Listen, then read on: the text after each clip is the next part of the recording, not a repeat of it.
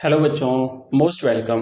बच्चों, आज है संडे और संडे को अपन एक नई सीरीज शुरू करने जा रहे हैं जिसमें मैं आपको बताऊंगा कि जो आपके बोर्ड के एग्ज़ाम्स हैं उसकी तैयारी कैसे करें, उसको उसका शेड्यूल कैसे बनाएं, टाइम टेबल कैसे बनाएं, कौन सा सब्जेक्ट कितने घंटे पढ़ना है, रिवीजन कब कब करना है।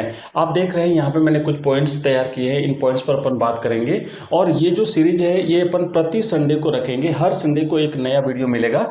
तो आज का जो अपना जो क्लास रहेगी इसमें अपन बात करेंगे कि तैयारी कैसे करें फॉर जैसे बोर्ड एग्जाम्स 2024 में आप अपियर होने जा रहे हैं। तो इसके लिए आपको एक शेड्यूल बनाना पड़ेगा, अपना एक टाइम टेबल बनाना पड़ेगा, आपको एक रूल फॉलो करना पड़ेगा। आपको जो टॉपर्स स्टूडेंट रहे हैं उनकी कॉपीज देखनी पड़ेगी, सारे तरीके। और जब बोर्ड एग्जाम के जो कॉपीज जब आप लिखने जाते हैं एग्जाम्स में तो आप कैसे लिखेंगे, इन सारी बातों पर अपन आप चर्चा करेंगे। तो पहले तो हमने जो कुछ पॉइंट्स तैयार किए उस पर उनको अपन देख लेते हैं और फिर एक एक करके इन सारे पॉइंट्स पर अपन बात करेंगे। तो देखो बच्चों, पहला जो हमारा पॉइंट है वो ये है कि हम जो है ना कि तैयारी कैसे करें, है ना। तैयारी कैसे करें, बोर्ड एग्जाम्स में आप अपियर होने जा रहे हैं तो उसके लिए आपको क्या क्या चीजें ध्यान में रखनी है, कैसे बेस्ट से बेस्ट तैयारी करें कि आप बच्चों जो है बोर्ड में टॉपर बन सकें। उसके बाद में जब आपने तय कर लिया कि हमें तैयारी कैसे करनी है तो उसके लिए आपको अपना एक टाइम टेबल बनाना पड़ेगा। अब टाइम टेबल कैसे बनाएं कि आप उस टाइम टेबल के अकॉर्डिंग अपनी तैयारी को जारी रख सकें, तो इस पर अपन चर्चा करेंगे। फिर अगर जब आपका टाइम टेबल कंप्लीट हो जाता है, आपने टाइम टेबल बना लिया, तो उसके बाद में ये तय करना है कि कितने घंटे पढ़ाई करें ताकि आपका कोर्स जो है वो पूरा हो जाए। उसके बाद आप बार बार रिवीजन करें, क्योंकि हाफ ईयरली जो आपका दिसंबर में एग्जाम होगा, अर्धवार्षिक परीक्षा जो होगी, उसमें आपका 100% सिलेबस आएगा। तो एक टाइम टेबल तय कर लीजिए और टाइम टेबल आपको वार्षिक, मंथली और फिर साप्ताहिक कैसे बनाना पड़ेगा उस पर अपन लंबी चर्चा करेंगे। और फिर परीक्षा में किन बातों का ध्यान रखें जब आपका टाइम टेबल कंप्लीट बन जाता है और आपकी तैयारी भी हो जाती है, और जब आप एग्जाम देने जा रहे हैं और एग्जाम में जब बैठ चुके हैं तो उस समय आपको किन किन चीज़ों का ध्यान रखना है। टाइम मैनेजमेंट बहुत इंपॉर्टेंट चीज़ होती है बच्चों, क्योंकि कई बार आपकी अच्छी तैयारी होती है लेकिन आप टाइम को मैनेज नहीं कर पाते और फिर आप जो याद है होता है आपको, जो चीज़ें आपको याद होती है वो चीज़ें आप लिख नहीं पाते हैं, कई सारी चीज़ें चूक जाती है। पहले कैसे क्या चीज़ें लिखनी है वो सारी चीज़ों पर अपन इस पॉइंट में बात करेंगे, ठीक है। तो आइए एक एक करके देखते हैं। अब सबसे पहले जब आप तय करें कि भाई तैयारी कैसे करें, तो तैयारी कैसे करें इस पॉइंट को अगर हम लेते हैं कि भाई हम तैयारी कैसे करें, तो इसमें आपको क्या करना पड़ेगा। इस पहला जो पॉइंट है इसमें आपको सबसे पहले तो अपना एक टाइम टेबल बनाना पड़ेगा, ठीक है। एक एक टाइम टेबल बना लीजिए अपना। और टाइम टेबल क्या करना है बच्चों, जब आप टाइम टेबल बनाएं तो अपना खुद का टाइम टेबल बनाना है, इस बात का ध्यान रखें। तो टाइम टेबल बनाएं और टाइम टेबल अपना खुद का बनाएं, किसी दूसरे के टाइम टेबल को कॉपी नहीं करना है। क्योंकि प्रत्येक बच्चे की अपनी क्या होता है, प्रत्येक बच्चे की अपनी योग्यता होती है, प्रत्येक बच्चे की अपनी जो है कैपेसिटी होती है। और उस कैपेसिटी और उस योग्यता के अनुसार अनुसार कोई भी बच्चा जो है वो अपनी तैयारी करता है। तो आपको अपनी योग्यता के हिसाब से अपना खुद का टाइम टेबल तय करना है, आप दूसरे बच्चे का बनाया हुआ टाइम टेबल फॉलो नहीं करें। और टाइम टेबल ऐसा बनाएं जिसे आप फॉलो कर सकें। ऐसा मत बनाइए कि आपने एक या दूसरे दिन ही आप उसको जो है वो उसके अकॉर्डिंग आप अपनी तैयारी को जारी नहीं रख सके और आपको बीच में ही फिर छोड़ना पड़े और फिर आपको एक नया टाइम टेबल बनाना पड़े। तो ऐसे अगर करोगे तो तैयारी नहीं हो पाएगी। तो आपको क्या करना है कि अपनी योग्यता के अनुसार एक टाइम टेबल बनाना है। और टाइम टेबल बनाते समय आपको ध्यान देना है बच्चों कि आपका टाइम टेबल जो है तीन तरीके से तैयार करें। पहला तो वार्षिक बनाइए आप, है ना। एक ईयरली टाइम टेबल बनाइए कि मुझे एक साल में कितने महीने हैं, उस महीनों में मुझे कोर्स कितनी बार कंप्लीट करना है। तो वार्षिक टाइम टेबल बनाइए और कितनी बार आपको कोर्स करना है उसके हिसाब से, है ना, कितनी बार आप कोर्स को पूरा करेंगे तो उसके हिसाब से आप अपना एक टाइम टेबल बना लीजिए। इस वार्षिक टाइम टेबल को फिर आप क्या करिए, मासिक टाइम टेबल में कन्वर्ट करिए। कि वार्षिक टाइम टेबल आप मासिक में बनाइए कि कितने महीने आप किस महीने में कितनी चीजें पढ़ेंगे ताकि आपका वार्षिक टाइम टेबल पूरा हो जाए। बहुत मंथन करना पड़ेगा, सोच विचार करना पड़ेगा, टाइम टेबल को डिवाइड, सिलेबस को डिवाइड करना पड़ेगा आपको। तो इस तरीके से आप अपना एक मासिक टाइम टेबल बना लीजिए। और उसके बाद फिर आप बना लीजिए बच्चों अपना एक साप्ताहिक टाइम टेबल बनाइए। उसके बाद एक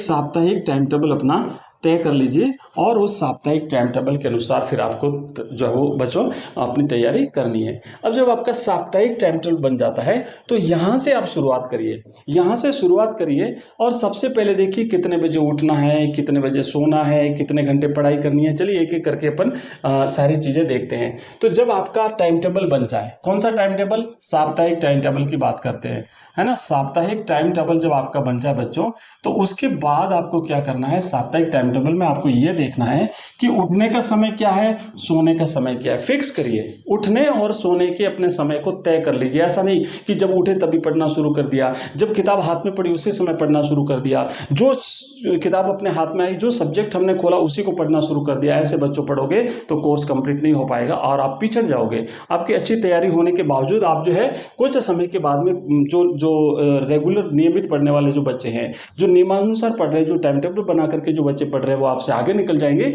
और आप पीछे रह जाओगे। तो अपना उठने का समय तय कर लीजिए। आप मान लो 4 बजे उठते हैं या फिर आप 5 बजे उठते हैं, जब भी उठें लेकिन मिनिमम 5 बजे तो बच्चों आप उठ ही जाइए, है ना। 5 फिक्स कर लीजिए कि आपको 5 बजे उठना है तो 5 बजे तो उठना ही है, ठीक है। उठने के बाद थोड़ा सा मॉर्निंग वॉक कर लीजिए, योगा का अपना थोड़ा शेड्यूल तय कर लीजिए, आधे घंटे, कम से कम मिनिमम आधा घंटा रखिए, ध्यान का रखिए 10-15 मिनट, क्योंकि इससे चीज़ें याद होगी। आप जैसे कई बार बच्चों की कॉमन प्रॉब्लम होती है कि सर पढ़ते हैं लेकिन चीज़ें याद नहीं होती। याद नहीं क्यों होती? क्योंकि दिमाग कंसंट्रेट नहीं होता, माइंड एकाग्रचित नहीं होता, माइंड भटक जाता है, कभी इधर कभी उधर, और फिर थोड़ी देर बाद आपको लगता है कि मैंने तो ये पढ़ा, मेरे को याद ही नहीं हुआ। तो इसके लिए आपको कम से कम आधा घंटा अगर ज़्यादा दे सके तो बढ़िया है, नहीं तो आधा घंटा तो आपको देना ही पड़ेगा।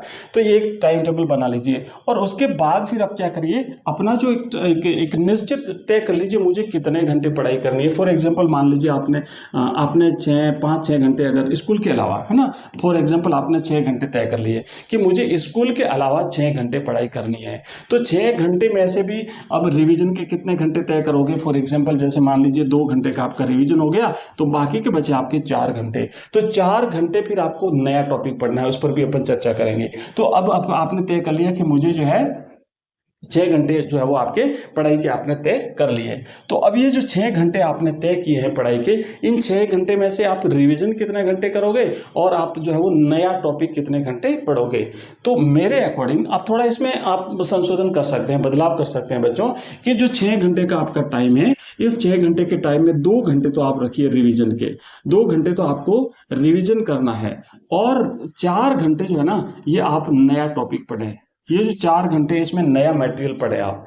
और फिर क्या करना है कि नया जो आप जो नई चीज़ें पढ़ रहे हैं ना, अब एक मनोविज्ञान का एक सिद्धांत होता है कि जो चीज़ें आपने पढ़ी है, अगर आपने एक निश्चित टाइम के बाद में अगर उसका रिवीजन कर लिया तो वो चीज़ें आपको परमानेंट हो जाती हैं। और ये कैसे करना है मैं इस पर भी एक अपन आगे बात करेंगे, पर आप तय कर लीजिए कि 2 घंटे तो आपको रिविजन करना है और 4 घंटे नया पढ़ना है। अब साप्ताहिक जो टाइम टेबल है आपका, जैसे हमने बात करी कि हमारा जो टाइम टेबल होगा वो साप्ताहिक होगा, तो इसमें साप्ताहिक टाइम टेबल में आपके जो अंतिम आपका जो दिन है, फॉर एग्जांपल जैसे संडे, तो संडे को आपको नया कुछ भी नहीं पढ़ना है। ये 6 दिनों के दौरान आपने जो कुछ भी पढ़ा है, 7वें दिन यानी संडे को आपको उस पूरे के पूरे का करना है बच्चों रिवीजन, ठीक है। संडे को केवल और केवल रिवीजन का रखिए, आप रिवीजन ही रखना है आपको, इसके अलावा कुछ भी नया नहीं पढ़े। और इसी तरीके से जब आपका महीना पूरा हो जाता है तो महीने के जो अंतिम 2 दिन होते हैं, महीने के अंतिम जो 2 दिन होते हैं, वो 2 दिन भी आपको केवल और केवल रिवीजन करना है, नया कुछ भी नहीं पढ़ना है। तो इस तरीके से आप अपना साप्ताहिक, मासिक और वार्षिक टाइम टेबल तय कर लीजिए, ठीक है। चलिए आगे अपन बात करेंगे कि जब आपका टाइम टेबल आपने बना लिया कि मुझे 6 घंटे पढ़ना है, तो 6 घंटे में से बच्चों आपने जो है ना ये 2 घंटे का जो आपका रिवीजन रहेगा प्लस 4 घंटे आपको नया पढ़ना है, नई चीजें पढ़नी है। ये जो नई चीजें जो आप पढ़ते हैं उसमें से आधा घंटा निकाल लीजिए आप, और आधा घंटा आप तय कर लीजिए लिखने का अपना काम करिए, है ना। आधा घंटा लिखिए डेली, आप जो है आपको लिखना पड़ेगा। इससे क्या होगा कि आपकी एक तो भाषा शैली आपकी सुधरेगी, एक आपकी स्पीड बढ़ेगी, क्योंकि इस लिखने के एग्जाम के दौरान सबसे एक बड़ी समस्या आती है टाइम मैनेजमेंट। पेपर आपका बड़ा होता है और आप सोचने बैठ जाते हैं, आपको थोड़ा सा याद करने की चीज़ें दिमाग में आप लाने के टाइम थोड़ा सा आपका वेस्ट हो जाता है, फिर वहाँ पे आपका पेपर छूट जाता है, आप कंप्लीट पेपर नहीं कर पाते। तैयारी आपकी अच्छी थी लेकिन आपका पेपर छूट गया तो आप पिछड़ जाओगे। तो लिखना जरूरी है, इसलिए डेली तय कर लीजिए आधा घंटा लिखना तय कर लीजिए, पीछे बचे आपके बच्चों 3.5 घंटे। अब आप अगर मान लो 6 की जगह अगर 7 घंटे पढ़ते हैं या 8 घंटे पढ़ते हैं तो उसके हिसाब से आपके पास टाइम और ज़्यादा बढ़ जाएगा। लेकिन तय कर लीजिए आधा घंटा डेली आपको लिखना है, लिखने का अभ्यास जरूर करिए। लिखना है आपको हिंदी और इंग्लिश दोनों में। इंग्लिश की आपकी जो कंपलसरी इंग्लिश सबका होता है, तो इंग्लिश में भी तय कर लीजिए रोज आपको एक पैराग्राफ लिखना है, आधा घंटा 15-20 मिनट लिखना है, या हिंदी में भी आप तय कर लीजिए हिंदी में भी आपको लिखना है। उसके बाद बाकी का जो आपका जैसे टाइम रहता है 2 घंटे का, उसमें रिविजन करना है। और रिविजन सभी सब्जेक्ट्स का करें, ऐसा नहीं कि खाली एक सब्जेक्ट का कर दिया। जब रिविजन की बात आई तो मैं बता दूं कि मनोविज्ञान जो है ना, साइकोलॉजी कहती है कि अगर आपने किसी भी पढ़ी हुई चीज का 3 बार रिवीजन कर लिया, 3 बार अगर आपने रिवीजन कर लिया तो वो चीजें आपको लगभग याद हो जाती है। अब 3 बार रिवीजन कैसे करना है कि जैसे पहला टॉपिक आपने कोई भी पढ़ा, उस पहले टॉपिक को पढ़ने के 1 या 2 दिन के भीतर आपको पहला रिवीजन करना है। 1 या 2 दिन के भीतर आपको पहला आपका रिवीजन होना चाहिए।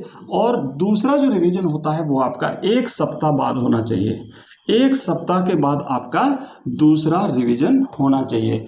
और तीसरा जो रिवीजन है बच्चों, तीसरा रिवीजन जो है आपका, वो आपका 1 सप्ताह के बाद, ये तो हो गया। और तीसरा रिवीजन आपका होना चाहिए बच्चों, वो होना चाहिए महीने के अंत में, यानी 1 महीने के बाद आपको तीसरा रिवीजन करना है। इस तरीके से अगर आपने रिवीजन कर लिया तो जो भी चीजें आपने पढ़ी थी वो आपकी चीजें परमानेंट हो जाएगी। ठीक है। उसके बाद नया पढ़ना है, आप 4 घंटे पढ़ लीजिए, 4 घंटे या 4.5 घंटे, 5 घंटे, आप कितना घंटे पढ़ते हैं उस पर आपको डिपेंड करेगा। और फिर टाइम मैनेजमेंट जरूरी है। जब आप लिखने की बात आती है ना, जैसे अपन लिखते हैं तो उसमें आप क्या करिए, मॉक टेस्ट पेपर तैयार करिए। और या फिर मैं हमारा जो ऐप है जिसमें हमने कई मॉडल पेपर्स बनाए हुए हैं, तो वो मॉडल पेपर्स आप सॉल्व करिए। उसमें एक फिक्स टाइम रखिए 3 घंटे का, जैसे 3.25 घंटे का आपका एग्जाम का टाइम होता है, तो उसके हिसाब से आप पूरा पेपर अटेंड कर पाते कि नहीं कर पाते। तो इसके लिए आप हमारा ऐप डाउनलोड कर लीजिए। बच्चों मैं आपको बता दूं, हमारा जो ऐप है एजुकेशन राइज नाम से हमारा ऐप है। इस वीडियो के डिस्क्रिप्शन में आपको लिंक मिल जाएगा बच्चों, एजुकेशन राइज, ये हमारा ऐप है। इस वीडियो के डिस्क्रिप्शन में आपको लिंक मिलेगी, उस लिंक पर क्लिक करके आप ऐप डाउनलोड करेंगे। वहां पर आपको अलग अलग सब्जेक्ट्स के कोर्सेज जो हैं, उन कोर्सेज में आपको पेपर्स मिल जाएंगे। आपके जो प्रीवियस ईयर्स के पेपर है वो भी हमने प्रत्येक सब्जेक्ट का जो हमारा कोर्स है उसमें लास्ट वाला जो फोल्डर है उसमें हमने डाला हुआ है। तो वहां पर आपको प्रीवियस ईयर्स के पेपर्स मिलेंगे। उन पेपर्स को आप हल करिए, उन पेपर्स को आप सॉल्व करिए। इसके अलावा हमारे मॉडल पेपर्स भी आपको वहां पर मिलेंगे। और साथ ही साथ वहां पर टॉपर जो स्टूडेंट्स रहे हैं उनकी कॉपीज भी आपको नीचे मिलेगी, तो उनको भी देखिए कि वो उन बच्चों ने कैसे लिखा है एग्जाम्स में। आपको पेपर भी वहां मिलेगा और कॉपी मिलेगी। तो पेपर में क्वेश्चन पेपर दिए हुए हैं और साथ ही साथ आंसर आप देख करके जो है वो कंपैरिजन कर सकते हैं। कई सारी चीजें खुद को देखनी पड़ेगी, पर इस ऐप में सारी चीजें आपको मिल जाएगी। बच्चों टाइम मैनेजमेंट बहुत ही जरूरी है।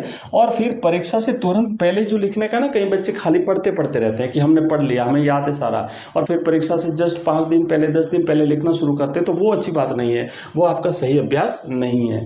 बच्चों आगे बढ़ते हैं। इसके बाद में जब आप क्या करते हैं कि जैसे इतनी सारी चीजें हो गई, आपका रिविजन हो गया है ना, आपने रिविजन कर लिया, आपने 3 रिविजन तो करने हैं 1 महीने के भीतर, तो एक इस तरीके से आपका फिक्स शेड्यूल जो है वो आपको रखना है।